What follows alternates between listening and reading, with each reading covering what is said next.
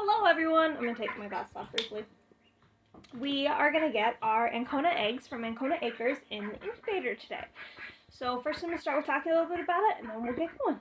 So the first thing that comes with putting eggs that were shipped in the incubator is that you need to let them rest for 24 hours. And this is the big reason is that it's detached air cells. So an air cell in an air cell in an egg, so we have this egg here, right? Okay, so an egg is, big on the bottom, smaller on the top, and generally the egg cell's on the bottom, and it should look something like this, or like this. You should have these like clear lines and kind of ovally shapes. A detached air cell, which can come from rough handling and shipping, is going to look a little funky. The most common sign is that it's kind of saddle shaped, so it's like that. Partially detached, they just kind of look wonky. You'll see them like. That's a detached air cell. They can reattach. That's part of the reason you let them sit for 24 hours. Is to give them a chance to settle and for the egg cells to reattach properly. If they don't reattach, that does not mean that the egg won't hatch. To help with that, you put them upright, and then you don't turn them for the first 7 days. Generally, you want to turn the eggs every day, sometimes like 3 times a day. But in this case, you don't want to turn them for the first 7 days to give the air cell a chance to rest and continue to reattach. So, to find that out, we candle them. I have my nifty little candler. It'll be hard to see because it is light in here, but I don't know if you can see the line of that air cell there.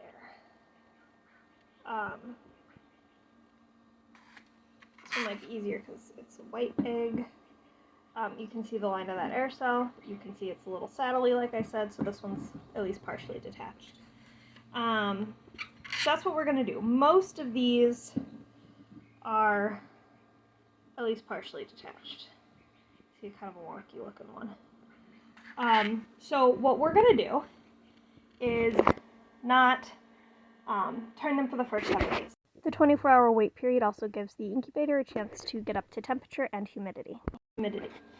Typically you want your set at 99 degrees. If you can go more exact in the 99.6 is about where you want for duckling start. This is set at 103.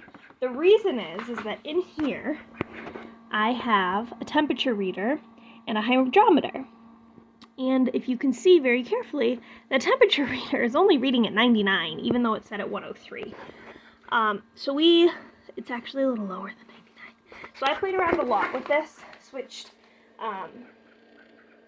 where it was plugged in, to see if it needed more power, all that jazz. I'm going to set it down a little bit now, just because at 103 it is at 99. I'm going to set it back down to 100 for now. And they can incubate at lower. Even at 80 degrees, these eggs will incubate and hatch. They'll just take a couple extra weeks longer, which isn't a huge deal, but, I'm anxious. I want my babies. So, we have that. I also have a hydrometer in there, which says it's about 69, 70% humidity, which is a touch high, but there's no more water in there. All the water's evaporated already, so it will go down, and then I will add water to keep it stable. So the next step is that we want to mark our eggs. The reason that we do this is because we need to know that they have been turned and to keep track of which side is which.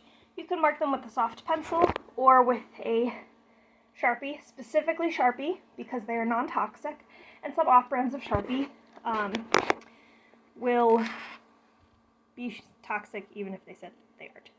So I will do this off camera. There we go. And my breeder very kindly sent me 7 eggs as a spare.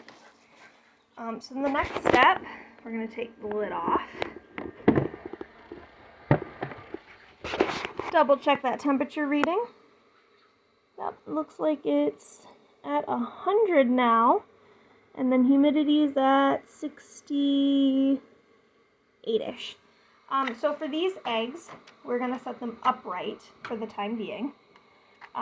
You can do this a couple of ways. You can put, I have a little stand in here to keep them upright.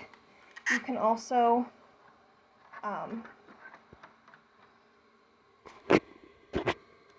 put them in a carton if you need to. So we're just going to scooch these over so that they're a little bit tighter to the egg to maintain that upright position. And like I said, I have 7, so these are just going to go like this for the first week.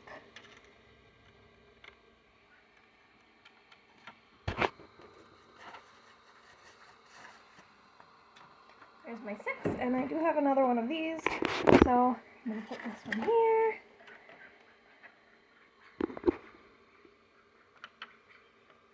And they are all upright. Double check the humidity and the temperature again. Okay, so we're going to put this back on. Yep, and that's the alert that the temperature is low. Sorry, that sound is very loud. It's okay, Zephyr. It's just the sound alerting me that the temperature is lower than... Sorry, my dogs are very concerned. Lower than it should be for this. So I'm just feeling around the outsides. This incubator in particular is surprisingly difficult to get completely shut compared to my other ones, and so I'm just kind of pulling on the outsides to make sure it is actually completely shut. I know! Thank you! There we go. So yeah, and that's it. All the eggs are in the incubator.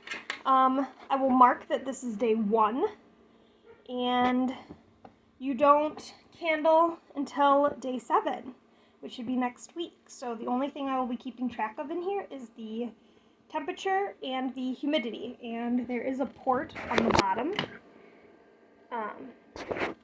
There's a port on the bottom that you can add water to it. Because I'm not rotating these eggs, I will probably be more careful and just open it up briefly and put some water in there. And then other than that, I'm not going to open this because these aren't being rotated. I'm not opening this until day 7.